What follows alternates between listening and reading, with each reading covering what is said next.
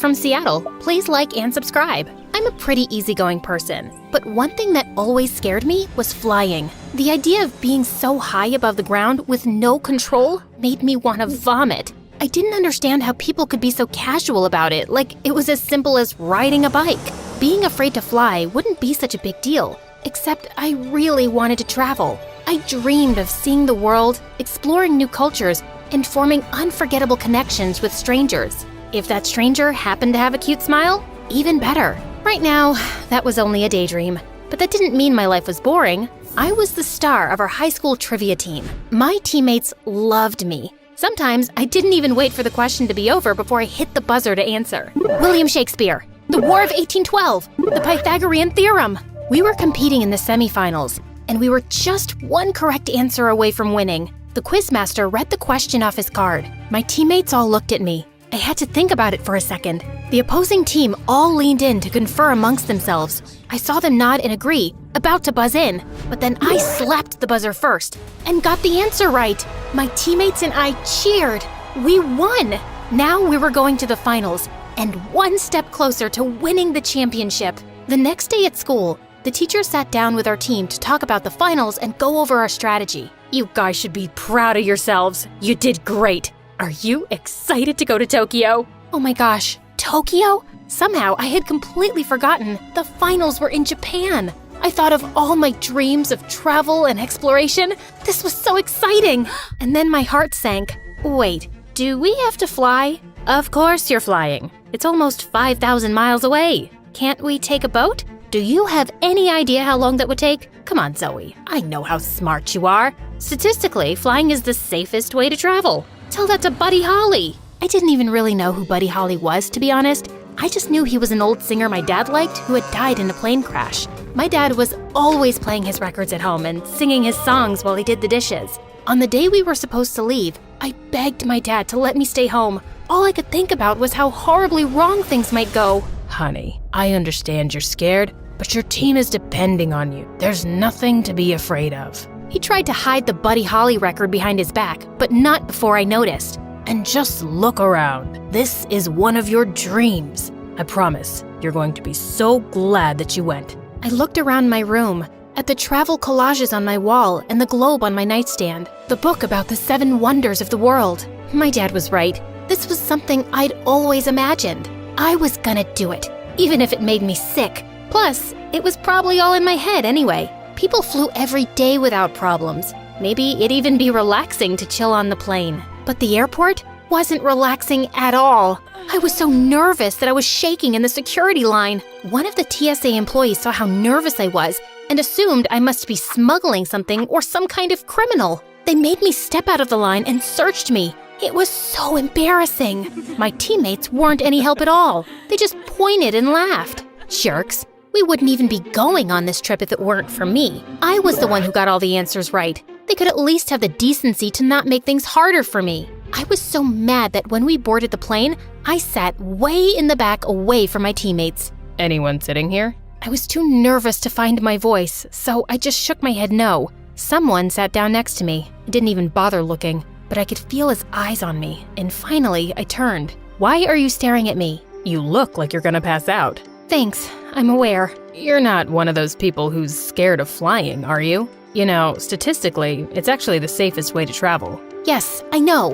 Why does everyone keep telling me that? Probably because they're trying to make you feel better. Well, it's not helping. You don't have to be rude about it. Was this guy freaking kidding me? Why did he have to sit next to me when there were all these other open seats? I'd gone all the way in the back to avoid my teammates, only to have some obnoxious jerk bother me and make things even worse. I couldn't wait to land.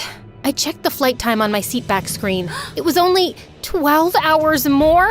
I didn't even think I'd make it 20 more minutes next to this person, let alone that long. I glared at him, but he slapped on a pair of headphones and ignored me. Fine by me. I'd rather look out the window anyway, even if he was kind of cute. All of a sudden, I saw a lightning bolt go off right near the plane's wing. The intercom crackled.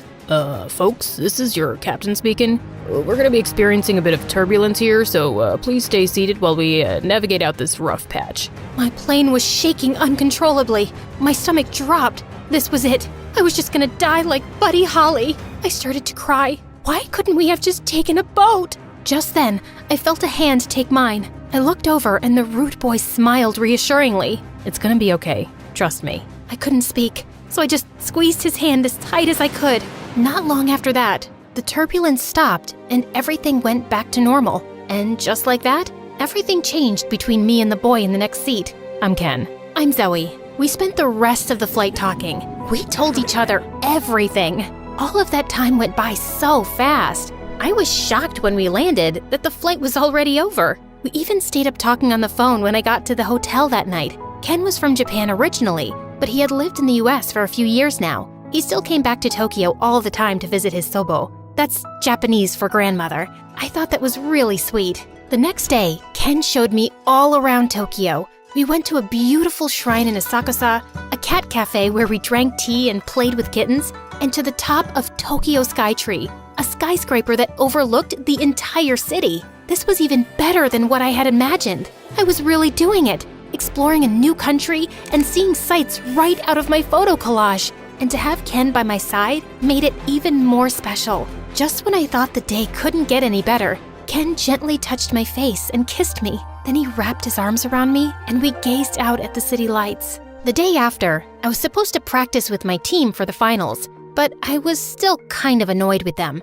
So I pretended to be sick, then put on a disguise and snuck out of the hotel to meet Ken. We took the bullet train to Kyoto. I could see Mount Fuji out the window. It was even more beautiful than the photos. We're lucky. Sometimes it's too foggy to see from the train. I think you're my good luck charm. Ken took me to see this amazing mountain shrine in Kyoto. There were 1,000 orange torii gates leading up to the peak, and we walked through them as we made our way up. It was cherry blossom season too, so we were surrounded by beautiful flowers. There was just one problem. To visit the full shrine, we had to climb all the way up the mountain. By the time we got halfway up, I was exhausted. I wish I'd known we were going to be climbing uphill this whole time. I would have worn better shoes.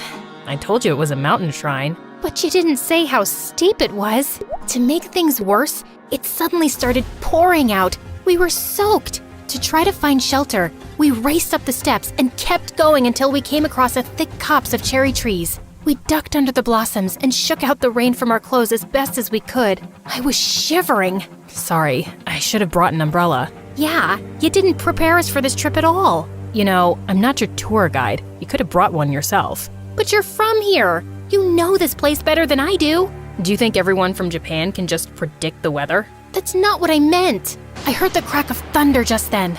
Come on, we should head back down. I wasn't sure about leaving our shelter, but I followed Ken out into the rain.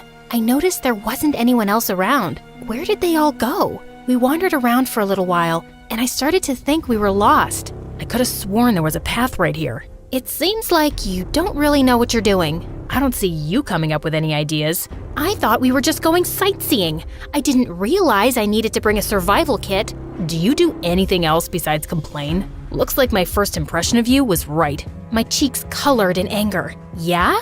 What was your first impression? That you were a spoiled American who expected the whole world to revolve around you. I couldn't believe how wrong I had been about Ken. He wasn't my good luck charm. Since we'd met, our plane had almost been struck by lightning. We'd got caught in a storm, and now we were lost on top of a mountain. That was about as unlucky as it gets. Up ahead, there were 2 branching paths. We should go left. Well, I think we should go right. I think I see people further down this way. Come on. Go ahead. I'm going this way. We should stick together. Why? You don't think a spoiled American can find her own way down? Suit yourself. Ken started down one path and I went down the other. Almost immediately, I questioned my decision. Ken may have been an obnoxious jerk, but the mountain felt scarier alone. I kept hearing strange animal sounds. I thought I even saw eyes following me from behind the trees. Calm down, Zoe. It's just your mind playing tricks on you. You don't need some guy to hold your hand to find your way.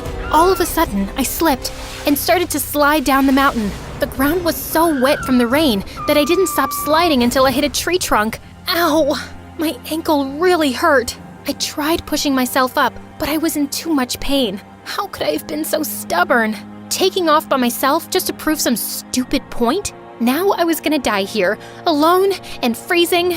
My travel dreams over just when they were getting started. Cherry blossoms were falling all around me from hitting the tree, but I was too upset to notice how pretty it was. There were more strange noises. It seemed like they were getting closer.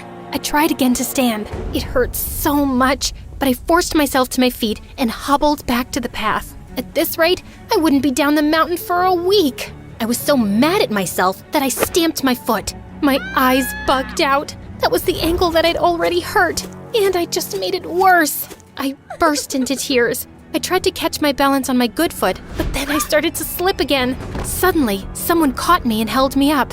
It was Ken. Can you walk? I shook my head. Ken lifted me into his arms. Then he carried me through the rain all the way down to the bottom. I thought he was going to give me a hard time for hurting myself, but if he was judging me, he kept it to himself. At the bottom, I sat on a bench while Ken checked my ankle. It's just a sprain. Do you want to go to the hospital? I want to eat. Ken smiled. We went to this amazing sushi restaurant. It was so good that by the time we finished our meal, my ankle barely hurt anymore. I'm sorry I wasn't more prepared. I was so excited to show you around that I forgot to check the weather. I'm sorry I took it all out on you. It wasn't just your responsibility. It was both of ours. On the train back to Tokyo, Ken and I were both too exhausted to talk more. I fell asleep with my head on his shoulder. When I got to my hotel room, I found a gift basket with a bunch of my favorite snacks. There was a note inside. It was from my teammates. We're sorry. We hope you make it to the finals tomorrow. Love, team. The next day, we were on stage competing for the championship. I kept looking out at the crowd, hoping to see Ken, but he wasn't there. He hadn't answered my call that morning either. I wondered if we were still fighting. It seemed like things were either perfect or we wanted to strangle each other, with nothing in between. Zoe! I glanced over at my teammate. Are you paying attention? The quizmaster just asked the final question. My teammates were all waiting anxiously. I just smiled and slapped the buzzer. And just like that, we won the championship. You scared us for a second. Seemed like you were in another world. Maybe I was, but I could multitask. That night, my team and I celebrated our championship. I was hoping Ken would join us, but I still couldn't get in touch with him. I hoped everything was all right. After I got back to my hotel room, I packed and ate some of my snacks. I checked my phone. No new messages. I was disappointed, but it was hard to be completely sad when we'd just won the championship and I'd gotten to have all these great new experiences. My dad was right. I was really glad I came on this trip. On the plane, I sat near the back again. My team wanted to keep celebrating, but I was tired and still nervous about flying. Anyone sitting here? A smile crept onto my face. Ken! Sorry I didn't call. I was with my Sobo. She has a strict no phones rule when we're spending time together. Of course! I forgot he was going to see his grandmother. We talked the whole way home. Maybe there was more turbulence, but if there was, I was too happy to notice it.